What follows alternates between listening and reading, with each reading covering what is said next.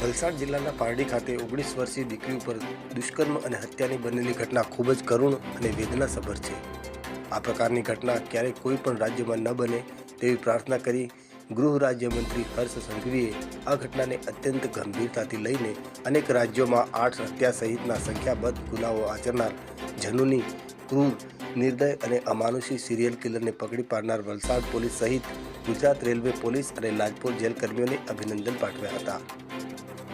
બેખૂબ બનેલા આંતરરાજ્ય સિરિયલ કિલરને પકડવામાં દિવસ રાત એક કરી એક મજબૂત ટીમવર્ક સાથે ગણતરીના દિવસોમાં ગુનો ડિટેક્ટ કરી આ પ્રશંસનીય કામગીરી બદલ ગાંધીનગર ખાતે મંત્રી હર્ષ સંઘવીએ અને રાજ્યના પોલીસ વડા વિકાસ સહાયના હસ્તે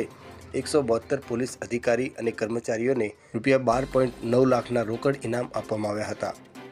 ગૃહ રાજ્યમંત્રી હર્ષ સંઘવીએ જણાવ્યું હતું કે કર્ણાટક, પશ્ચિમ બંગાળ, આંધ્રપ્રદેશ, તેલંગાણા અને ગુજરાતમાં મળી કુલ 6 ગુનાઓ આચર્યા હોવાની કબૂલાત કરનાર આ સિરિયલ કિલરે વધુ 2 હત્યાના ગુનાઓની કબૂલાત પોલીસ પૂછપરછ દરમિયાન કરી છે। દુષ્કર્મ અને હત્યા જેવા ગંભીર 8 ગુનાઓ ઉપરાંત આ ગુનેગારે ટ્રક ચોરી, આર્મ્સ એક્ટ, સરકારી નોકર પર હુમલો જેવા અન્ય 13થી વધુ ગુનાઓ આચર્યા છે।